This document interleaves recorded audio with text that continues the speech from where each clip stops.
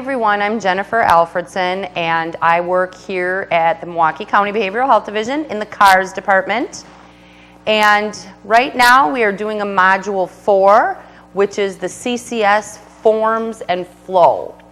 So this is my favorite module because we're finally getting into the nitty-gritty of CCS. So what I've given you in your handouts is a list of forms in the chronological order in which they come. And then I've given you a packet of hard copies of forms. Every form that's in this packet as a hard copy is also something that you can find online on our website. And they're colored just for the purpose of this presentation, that I can say, real easily say, look at the yellow sheet or look at the pink sheet, and we're not shuffling through papers trying to find out what I'm talking about, okay? Now, I'm going to go through this flow as if the consumer is perfect, okay? When I'm done, I will backtrack and talk about some of the possible ways that you might get off flow and where it's acceptable and where it's not and that sort of thing. So I'm just going to go through it first as if we have an ideal, perfect consumer. So the referral and physician prescription is yellow. And this would arrive at CARS. Now, as a branch, you might be helping someone get this filled out. You might have a targeted case management program or a CSP or an RSC program where you have consumers in that program identified as a great CCS candidate. And as the CCS employee at your agency, you might assist that worker in how does this get filled out. So really, you're on the back end as a CCS care coordinator, you're receiving this as a referral and prescription for a consumer, but you also do need to know how to assist people to get it filled out and get it sent to CARS.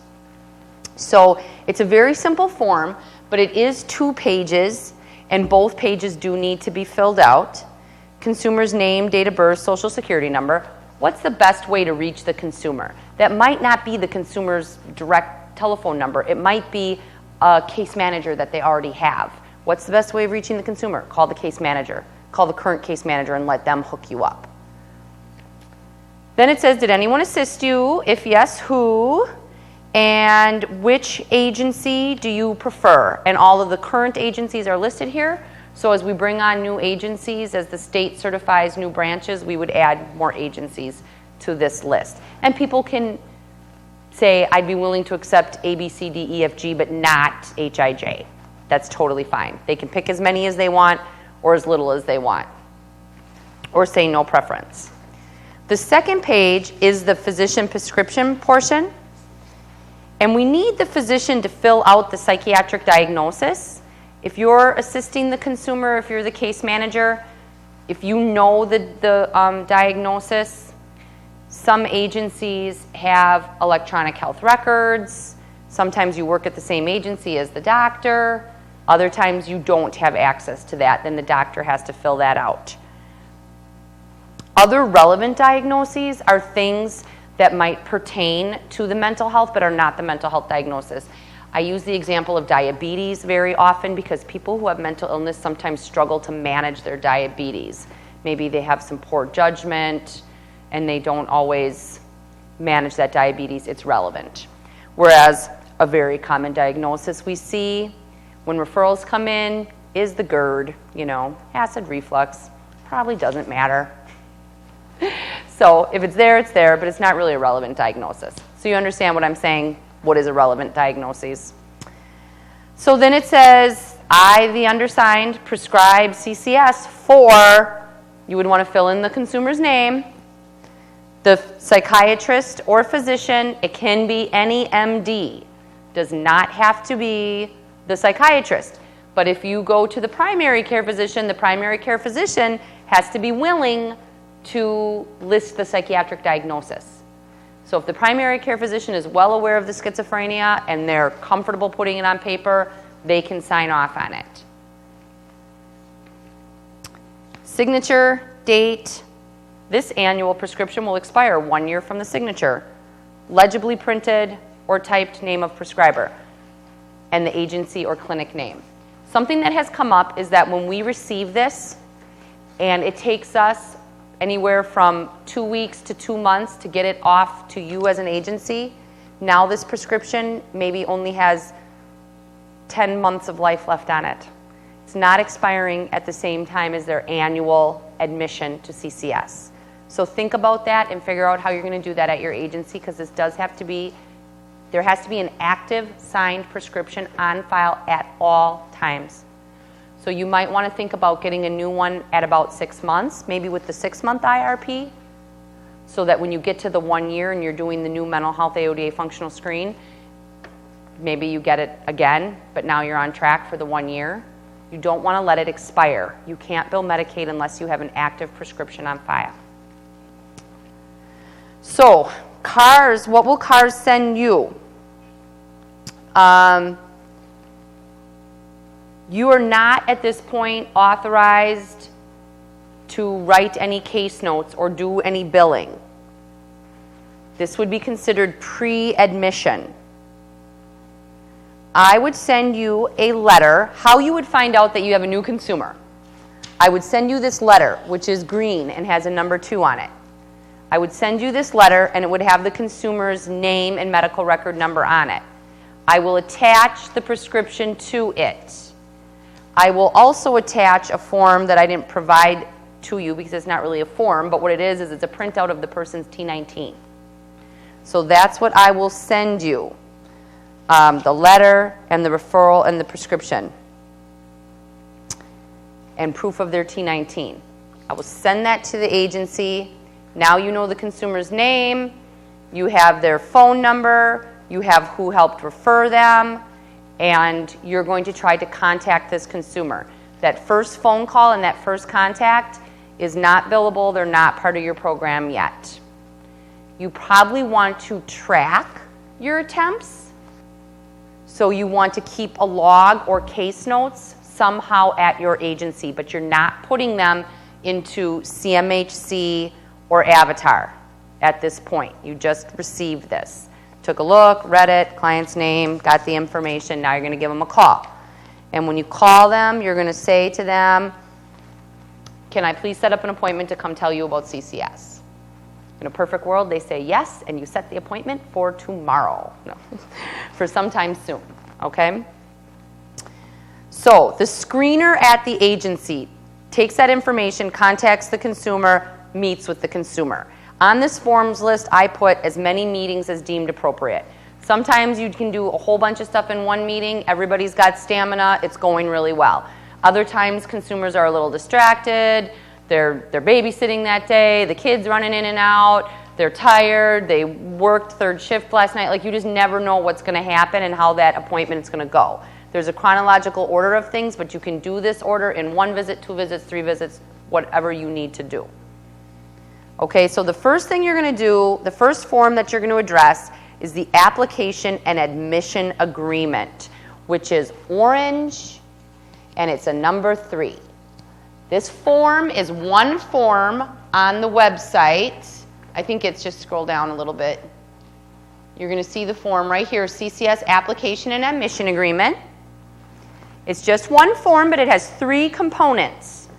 It has a program description, an admission agreement that needs to be signed, and an application. 3 different components to this one form.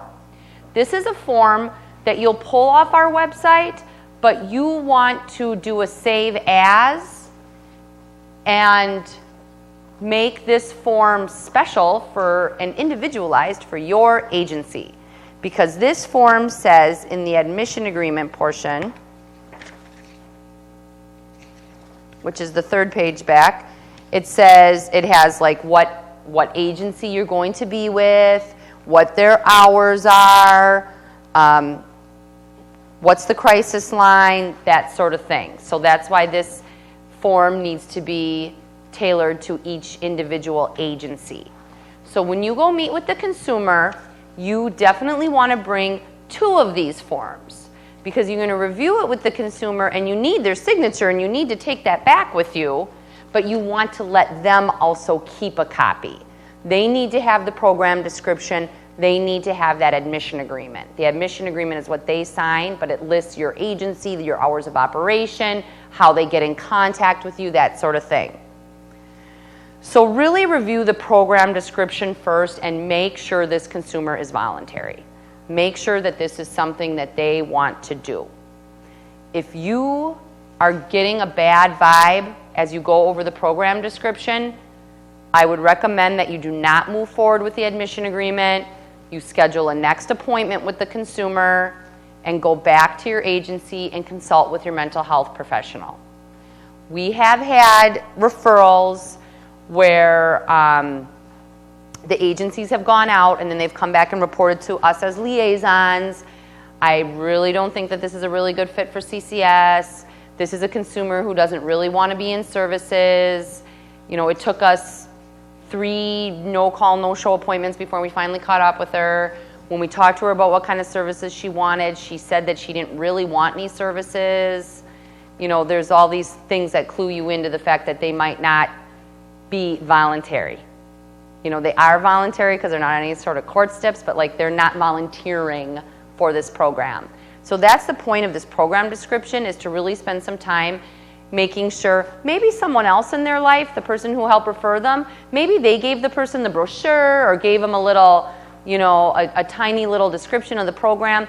As the actual CCS worker, you're going to give the best description of the program. Here's what the program's all about. Here's what the program looks like. So definitely go over this form. This is really important to go over with the consumers. So let's say it all goes well and they're on board with the program. You start going through the admission agreement. Go through the admission agreement point by point. It does go through their rights. We did add some sections where we want them to initial some acknowledgments. So make sure that you have your rights and grievance procedure from your agency with you so that you can give it to them and have them initial here that they received it. The cost of services and the financial responsibility, there's never a copay for CCS. You want to let them know that. But if they are going to a doctor that's through their HMO, they might still have that copay. And we also need to make sure that they understand that there's a special rule about outpatient psychotherapy and adult mental health day treatment. Early on in this CCS program, we knew it, but we didn't necessarily like put it right out here on the admission agreement. And so what happened was we had a couple consumers that after they were in the program for a few months, they then expressed interest in a therapist, and we said, oh yeah, that sounds great. Let's look at the CCS therapist. And the clients were like, well, wait a minute, why can't I go to Aurora? Or why can't I go to Shorehaven? And we're like, oh, didn't you know? That with CCS, you have to see one of our therapists. And they were like, no, I did not know that. So even if they don't have a therapist right now, we need to make sure that they know from the upfront that if they join CCS, that while they're in CCS, they can only see CCS therapists or CCS for day treatment. We need to make sure they know that. It might be somebody who frequents day treatment programs around the city, Rogers or Aurora Psych or BHDs, and they might not be in anything now, so they're interested in CCS, but they need to be told, once you come in, you can no longer go around to these different programs unless they're CCS programs. We need to make sure they know that. Now, if going through this triggers somebody to say, I already do have a therapist, now you have to pause and find out if that therapist is already in the CCS network or if they're coming in. So you may have to contact your liaison to find out. We're going to halt that process. Don't sign the admission agreement if they have a therapist or they're involved in a day treatment. So they're going to sign. If there's no parent or guardian, you can put an NA there. That doesn't apply. Then you're going to go ahead and fill out the application, which is very easy and very self-explanatory. There's 2 different sections for providers. One of them is, do you have any CARS providers, like are you in TCM or CSP or our day treatment? And then the other one is any other services from outside treatment providers, such as outpatient psychotherapy, mental health day treatment, representative payee, nursing, home health, anything like that. So we really are trying to find out if the consumer has a therapist out in the community at a different agency. And if we find out, we need to act on that. Don't stop this process and don't move on, okay? And we need to know if they have a guardian. And then there's a question here about if they have a CCS care coordination preference. we need to make sure that people know that they have choice. We need this to be a choice. But thus far, every screener agency has become the care coordination agency. I mean, in general, you know, I'm the one talking to Megan and telling her about this program, and then I say, are you okay with sticking with me, Megan? You know, everyone's like, yeah, sure, that's fine. Are you okay with sticking with my program, or is there a different agency you're interested in?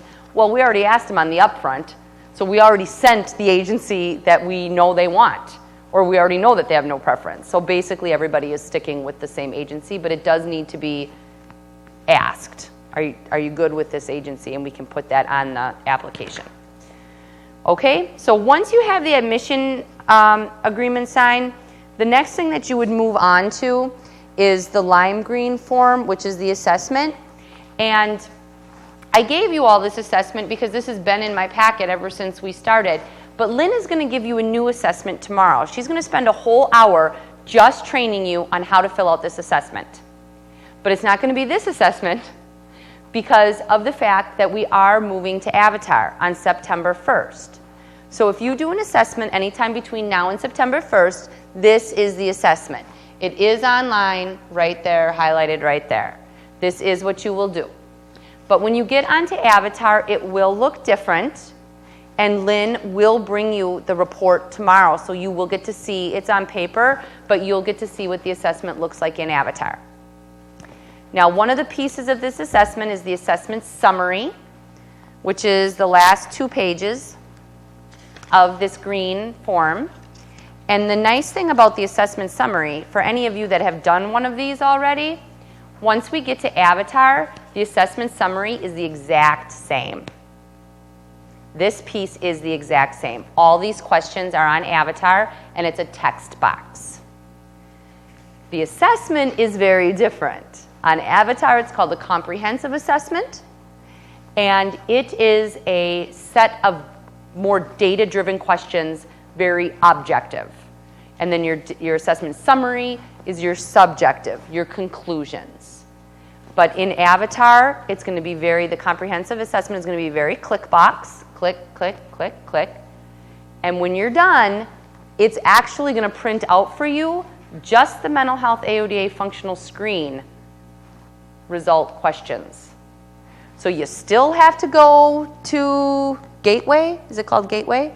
You still have to go to Gateway and plug it, but you've asked the consumer all the right questions, and you actually have a printout of just those questions and answers so that when you go to Gateway, it's super simple for you to complete. So it's going to be really nice, but it's a little different than this, mostly a different format, a lot of the same questions, but they're asked in a more click box kind of way. This is a little bit more subjective, and in Avatar it'll be more objective. Okay? So a lot of people are going through and they are doing this program description, admission agreement, and application, and then they're finishing this assessment in the same visit.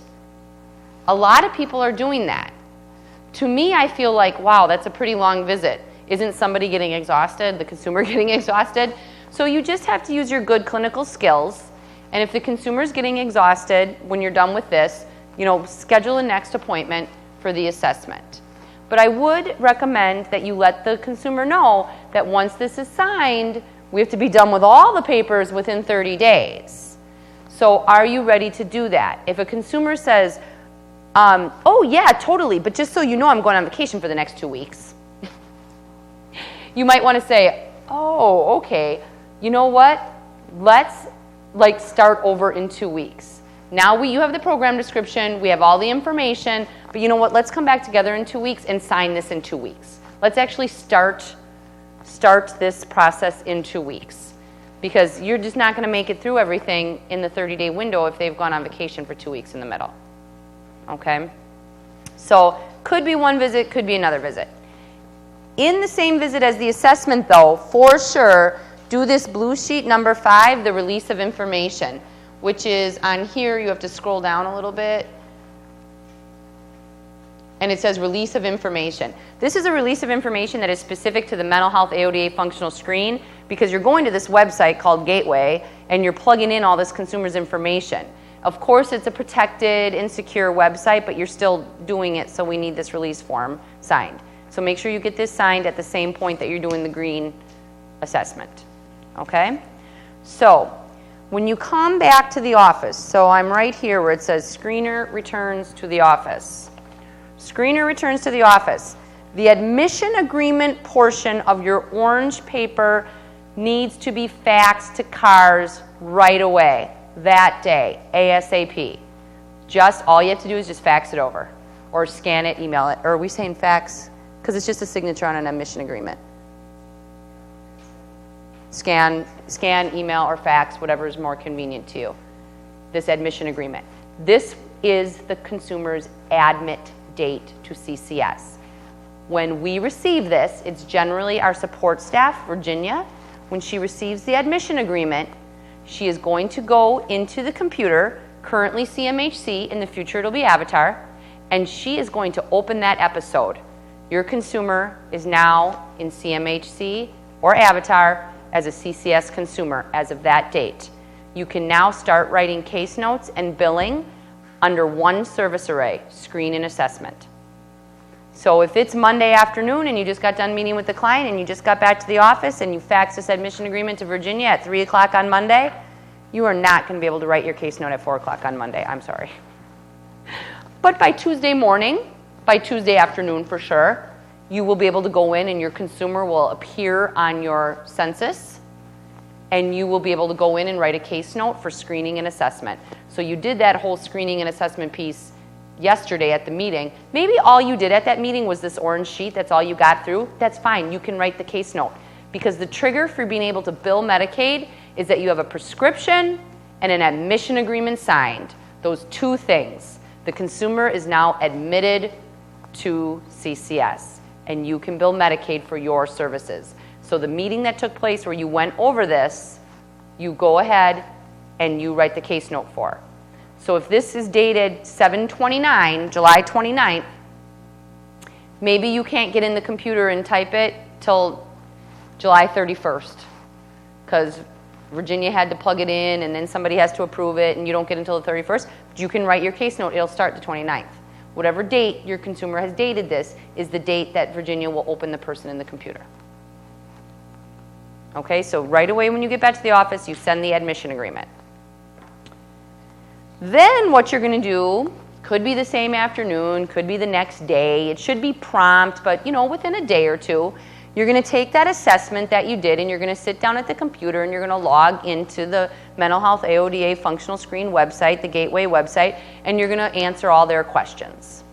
So you do that back in the office.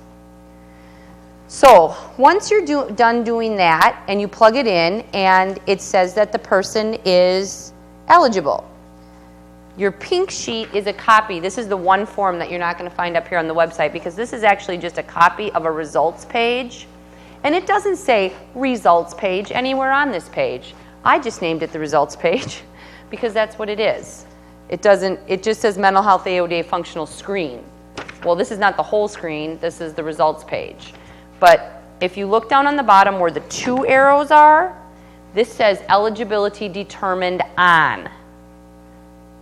So this is the date that the eligibility was determined, not the date it was printed or completed. It's the date it was determined. That's your key date. And then you can see down low it says CRS, CCS, COP, and CSP. And you want to see a yes next to the CCS. So once you get done going in the computer, plugging this in, you got your results, you got your yes, you print this page so you can prove it to CARS that you got your yes, you print this page. Now you want to make an appointment with your mental health professional. Maybe you email them, call them, I don't know how you do it, if it's your supervisor or if you got to go to a therapist in the clinic. You give them a call, you email them and you say, I've got a consumer who's eligible for CCS and now I need to go over it with you. Hopefully that person is available to you within the next day or two. And you go and you meet with them and you do a good, solid supervision consultation. You let them know all about your new consumer.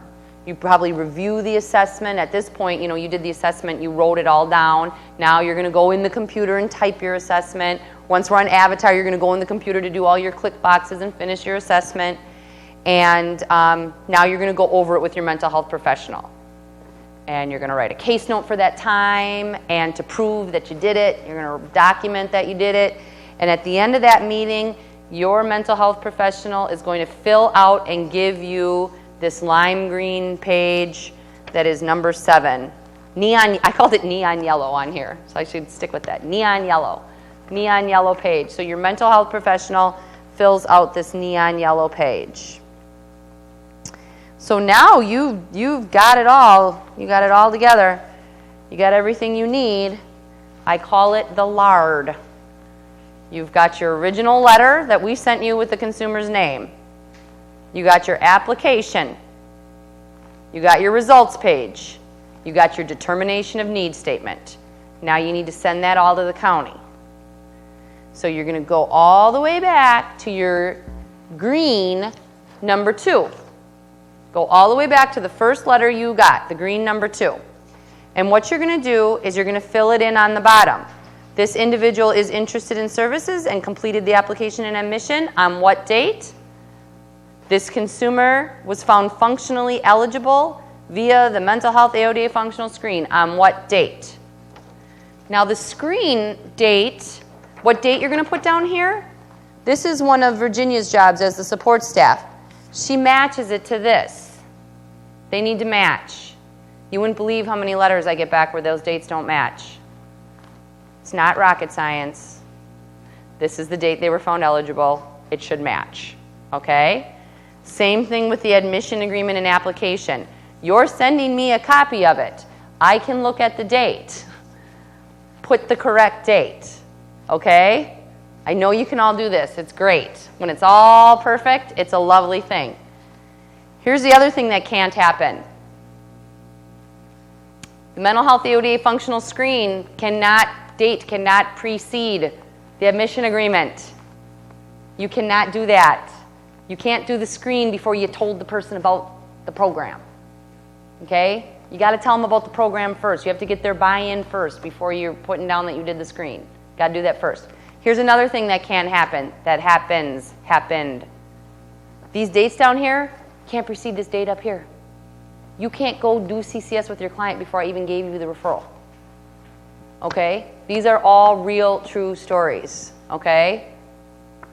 We can do this. It's nitpicky. Oh, what was that date? What was that date? You look and put it down. Okay? So what I'm going to end up getting back in CARS is this letter as my header. Letter, L. Then I'm going to have the application portion. You don't need to send the admission agreement in again because you already sent that a few days ago.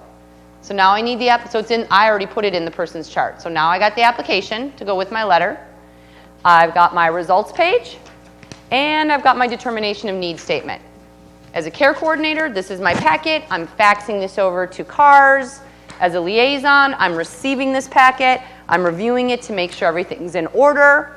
If I see that everything's in order, I let Virginia know, and she now gives you permission as of the date you sent this back. This will get stamped received on a date.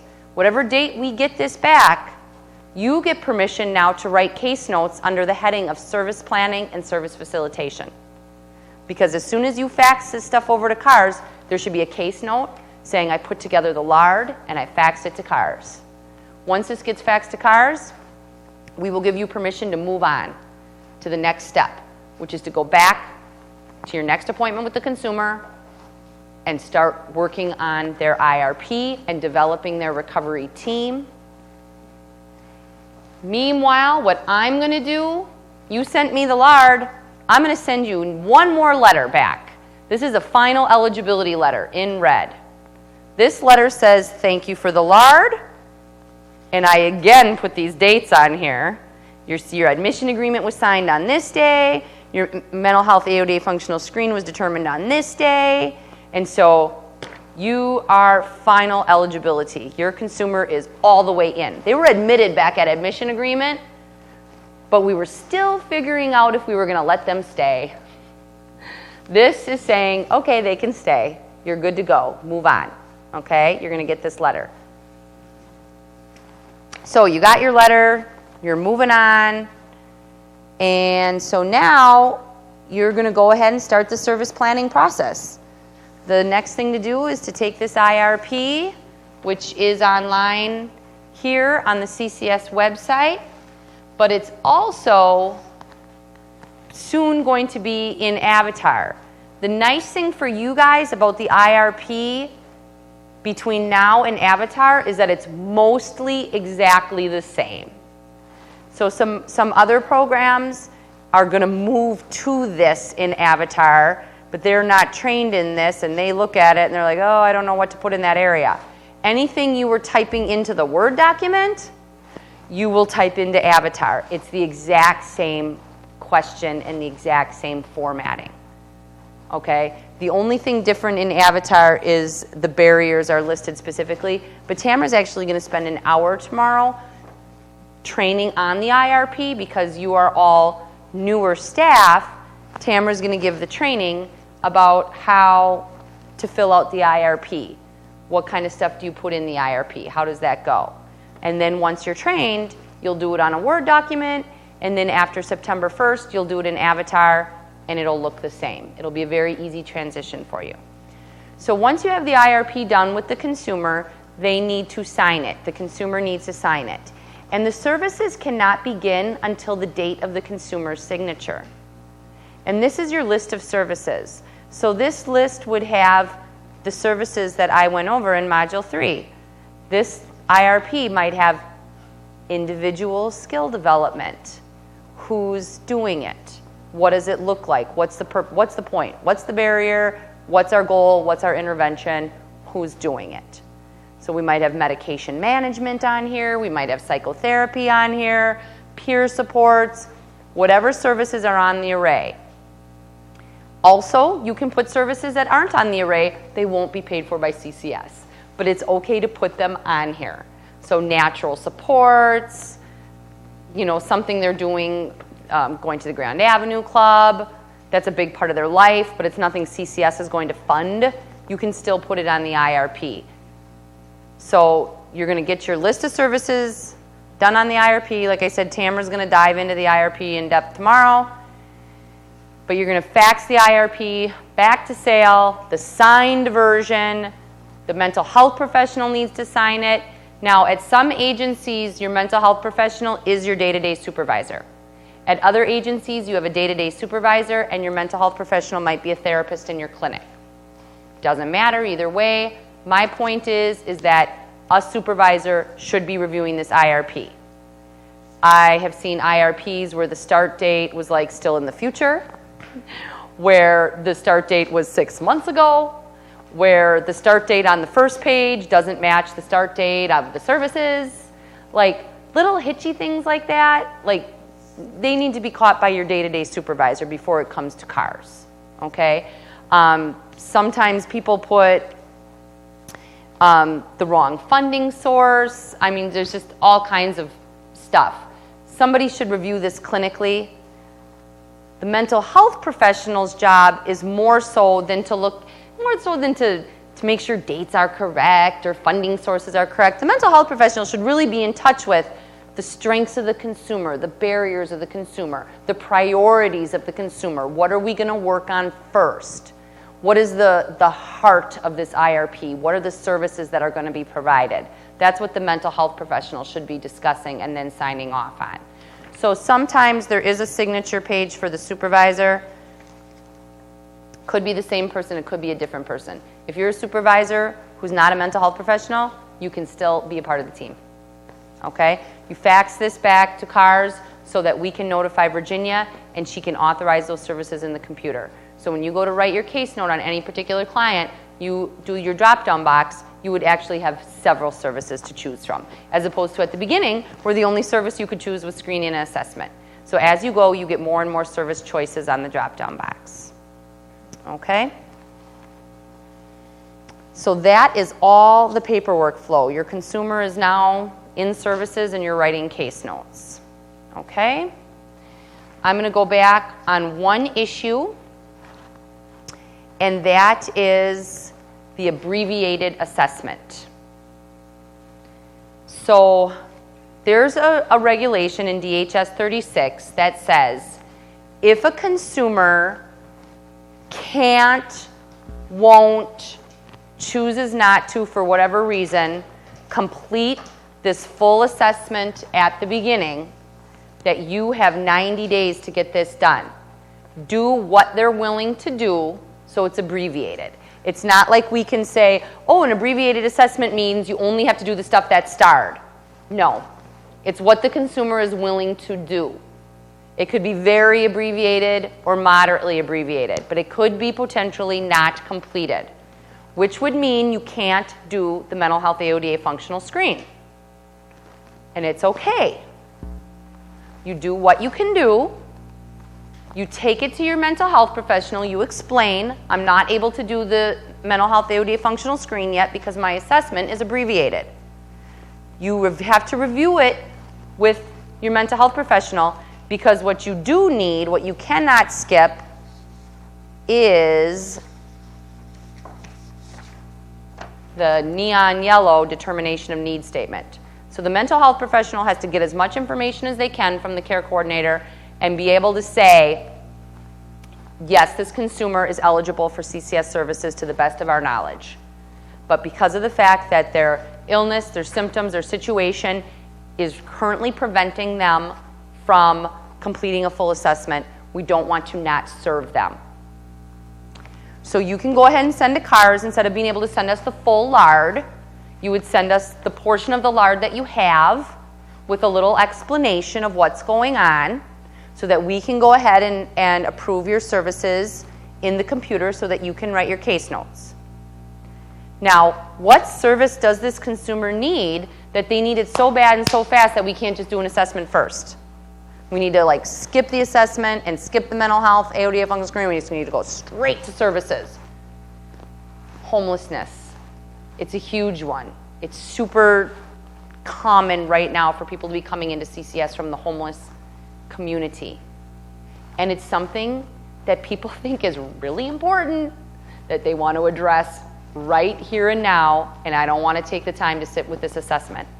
So in that scenario, you might turn to the page of the assessment that just talks about housing and just go over just their housing situation, because you can't really help them find a new house until you know what their situation is. How'd you end up homeless? What happened? Is it behaviors? Is it symptoms? Is it financial?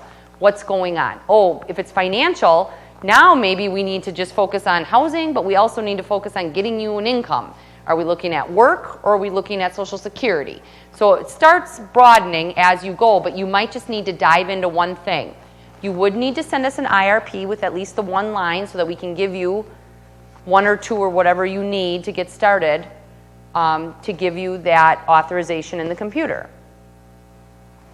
So let's just go with the example of homelessness.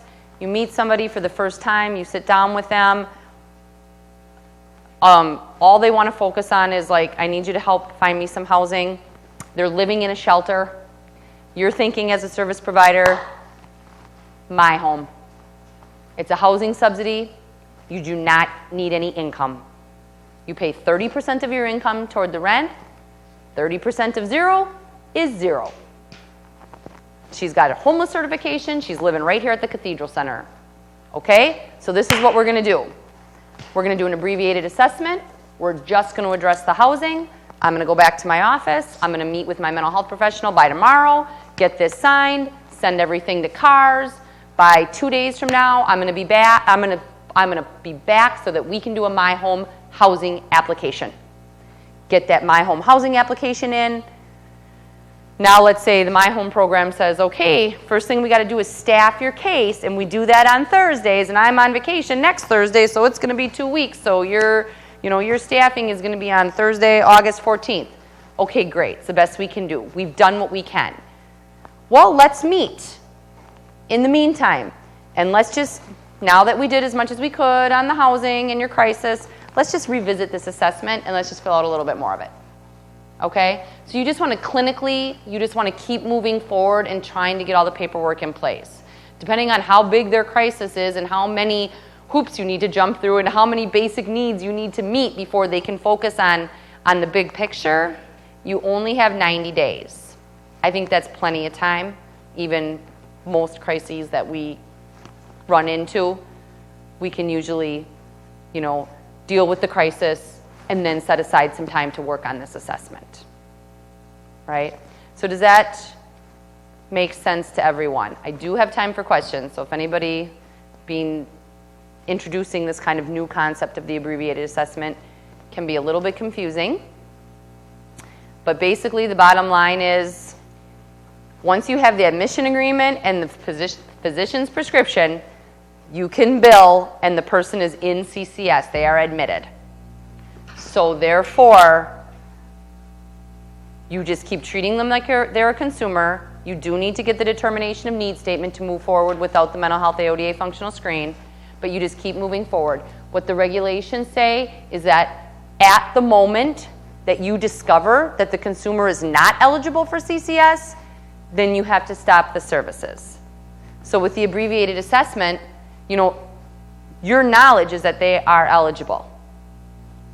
You got the prescription, you got the admission agreement, you're moving forward. So you can move forward without the mental health AODA functional screen. You just need to come back and revisit it and get it done within 90 days to make sure that they're truly eligible. But we're treating them like they are until we learn they're not. Yes, question.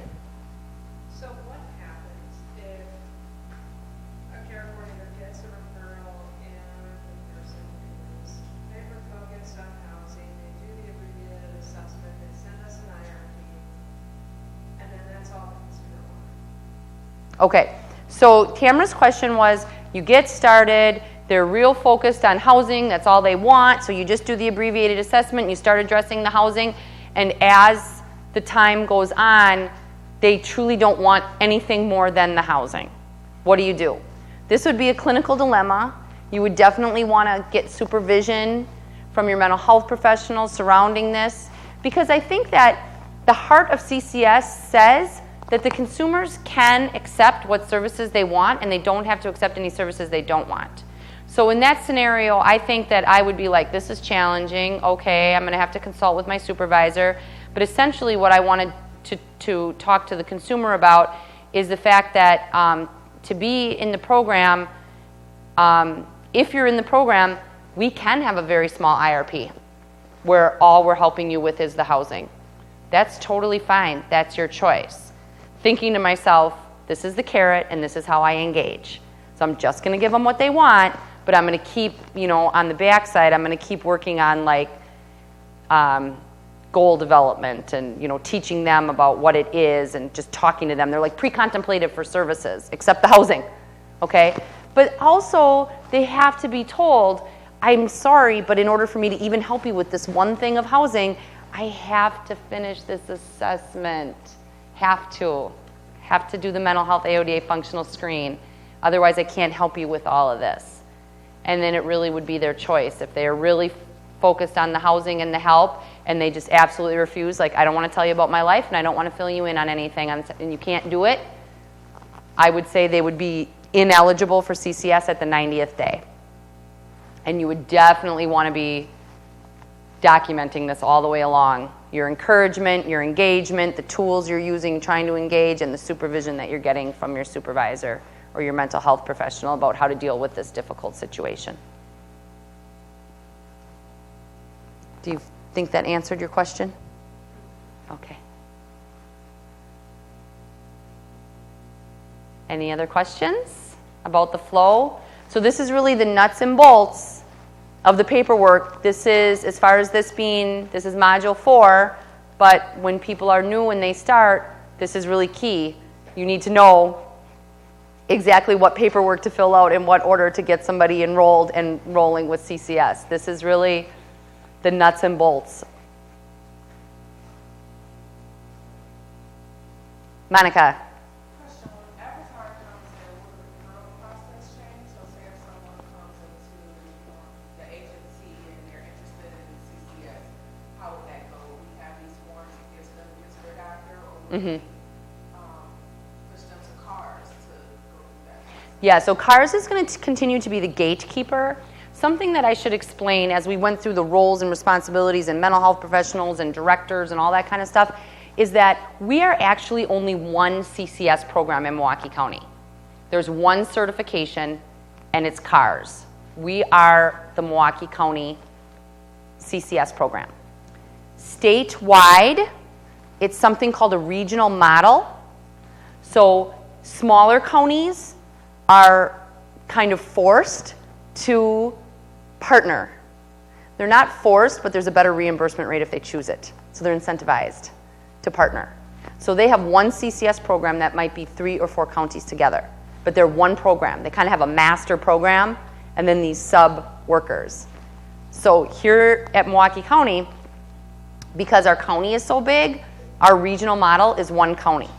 So we are the provider, and then everybody here are contracted providers.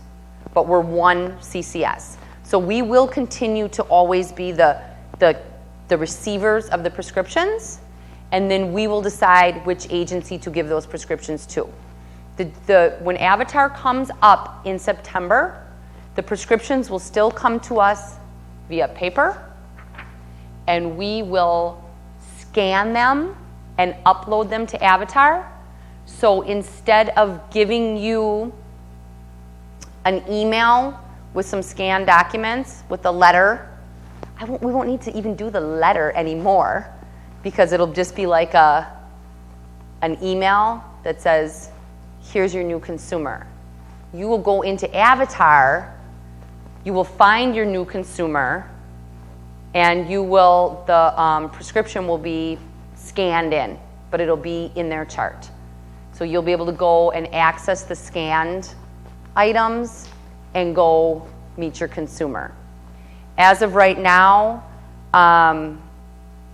these documents are still on paper, so we're still pretty much doing business the exact same way as we're doing now. It's just that when you send it to us, if your agency has scanning capabilities, you'll upload it to Avatar and let us know that it's there. Or you'll send it to us and we'll upload it to Avatar. But it'll all come through Avatar so that we have less paper. We can just look in Avatar to see these documents. The IRP will be in Avatar, and the assessment will be in Avatar, and the releases will be in Avatar. And when you come to your Avatar training, you will be trained on everything on how the flow will work in Avatar. So basically everything I just said, we're going to go through that in the Avatar trainings. There is a 3-hour Avatar training for CCS providers and a 3-hour Avatar training for TCM providers. So if you're Alex and you're leaving TCM and you're going to CCS, I would recommend you only attend the CCS.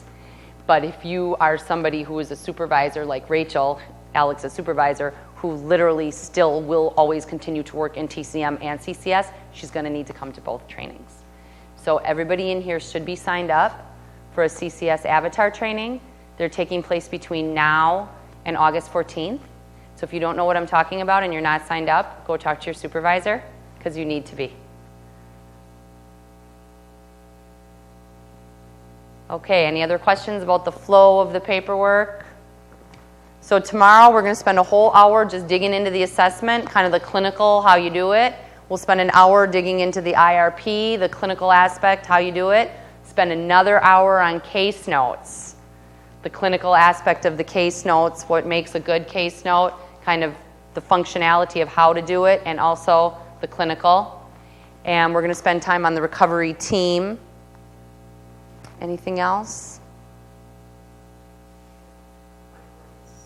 Oh yeah, and at the end of the day tomorrow you're going to have client rights, so that's a different module. Okay, any other questions? Okay, the end.